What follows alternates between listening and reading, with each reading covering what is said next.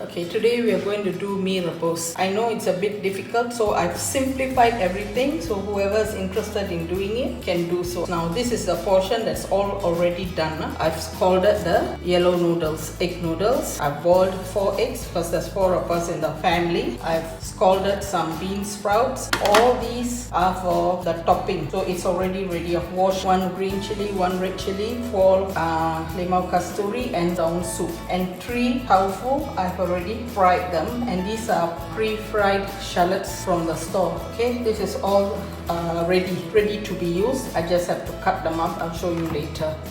Okay, hari ini kita akan memasak Mee Rebus. Saya tahu saya telah janji akan masak yang senang-senang, tapi hari ini Aunty terasa nak makan Mee Rebus ya. Kedai-kedai semua tutup. Ini mie kuning yang sudah dicelur. Ini telur rebus, nanti kita belah 2. Tauge sedikit kita sudah celur. 3 tahu kecil saya sudah goreng ya. Dan ini dari paket aja. Bawang goreng 4, limau kasturi, 1 cili merah, 1 cili hijau, daun sup sikit Semua ni untuk kita letak atas mie yang sudah dicelur ya. Okey, ini part pertama lah. Okay, I showed you the first part of it earlier. Now this is the second part of it. Just get ready some oil. Sugar we will use only if necessary. Some salt. This is the meat curry powder, and I'm going to, and you can use any brand. And there's only about this much of curry powder inside, meat curry powder, and that is what I would need for my family of 4 people. And then you would also need 2 sweet potatoes. The orangey variety will be nice, and 1 potato or any potato boiled. The reason I'm using both is I boiled actually 2 sweet potato, which is what you need for this recipe, but one of it wasn't good, so I quickly boiled a potato. No harm. Okay, now all these will go in a blender like this with a bit of water when it's cool. Okay, dalam pressure cooker ni saya taruh up. This is the third part in a pressure cooker. I have a pressure cooker, so I'm using that. If not, just boil down. I've got about 8 pieces of lamb bones in here. Normally people use beef, but since I don't take beef, I'm using lamb bones with a bit of flesh, because you will need to shred off the meat for the topping of the Mee Rebus. And no salt, nothing, but I've added in 1 crushed serai in that liquid. And how I would gauge how much liquid, pressure cookers on the whole cannot take much liquid, but I have measured exactly these bowls of water, 1 per person, in fact less, okay, because we will have the liquid coming from the sambal, from the blended sweet potato and all that. So don't worry how much water can your pressure cooker take. If you're boiling it, just go by this much, about 1 inch off per person, because we will be adding water later. Give it about 5 whistles in medium heat if you're using a pressure cooker. Saya gunakan periuk tekanan tinggi, tapi kalau tak ada, tak apalah kan, pakai periuk saja. Boleh ukur anggaran untuk 1 orang bowl macam ni, air banyak ni, ke 1 penuh pun boleh. Okay, tapi pressure cooker kena jaga-jaga, tak boleh banyak sangat air. So saya pakai 1 cm kurang bowl ini ya, dan masukkan serai yang dititik 1 dengan tulang. Saya gunakan tulang dengan daging sekali ya, tulang kambing biri-biri, lamb, sebab Aunty tak makan beef. Tapi juga boleh masukkan ayam, tulang ayam dengan daging-daging dia sekali sikit ya. Kita rebus kanan medium ya, untuk 5 kali whistle dia ya. Okay, I'm putting in some oil. Saya sudah panaskan minyak, lepas masukkan sebatang serai yang sudah dititik ya. Tadi dalam stok tulang kambing pun saya sudah masukkan 1, tapi sekarang saya masukkan lagi 1. Kemudian bahan-bahan giling tadi, I've added in to the hot oil 1 bruised lemongrass and all the blended ingredients. 2 tomatoes, dried prawns, the shallots, the garlic, the galangal. Periuk ni mengambil masa untuk panas ya, tapi memang bagus untuk apa-apa yang macam berkuah.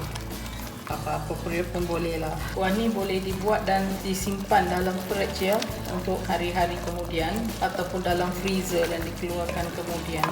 Tadi saya sudah keluarkan tulang-tulang kambing dan saya sudah keluarkan dagingnya sahaja ya. I've removed the bones just now from the stock and remove the flesh. This has to cook down, and during this time I will add in, I don't like it too spicy, so I'm only adding in about half of this packet of meat curry powder.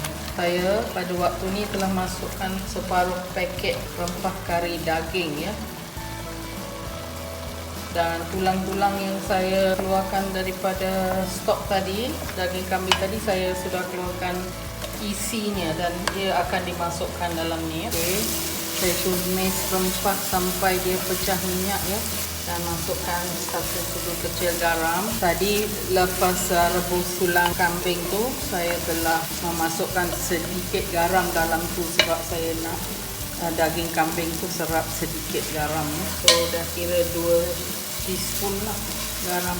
Nanti kita kena rasa macam mana ya. Daging dalam ni memang dah empuk. 5 whistle kalau pakai pressure cooker sederhana api. And earlier on I added 1 teaspoon of salt into the stock because I wanted the meat to absorb a little bit of the salt from the soup. At this stage I'm going to pour in the stock.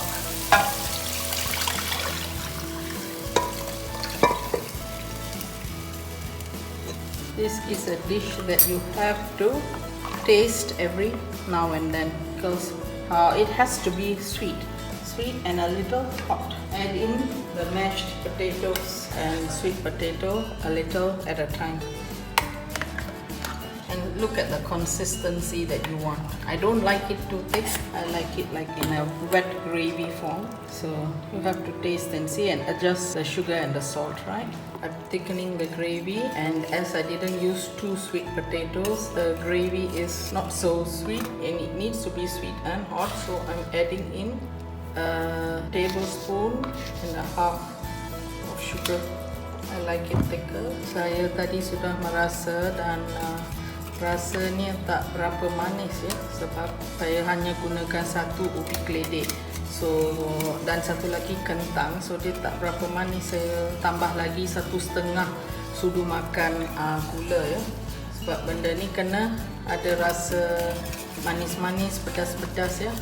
Dan asamnya akan datang dari limau kasturi tadi ya. Terpulanglah berapa pekat kamu nak, saya akan rasa sekarang ya. Saya tambah lagi 1/2 lagi sudu makan. So semua sekali 2 sudu makan. Sebab keledeknya hanya 1 yang kecil tadi. I added another half tablespoon of sugar. So all in there is 2 tablespoons of sugar in this gravy. And I like it a bit watery. But if you like it thick, just keep reducing it. Yeah? And I'm going to plate it now. Okay, I'm plating it.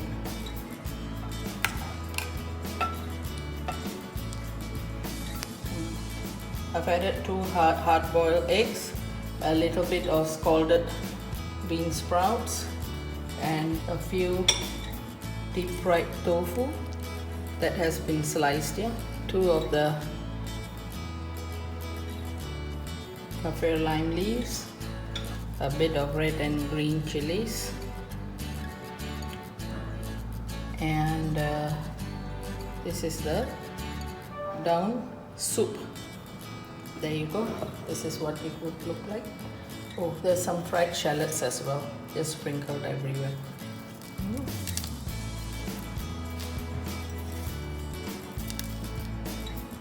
Okay, that's about it. Mee Jawa, it's ready. I hope you make it and enjoy. Mee rebus saya sudah cedok tadi ke atas mie kuning yang telah dicelur. Lepas tu ada telur rebus, limau kasturi, tahu yang telah digoreng dan diiris, ada bawang merah, bawang hijau, tauge yang telah dicelur, daun sup dan sedikit bawang goreng ya. Okey, cubalah. Jangan lupa subscribe, like, share dan tekan bell loceng untuk notifikasi yang seterusnya. Terima kasih.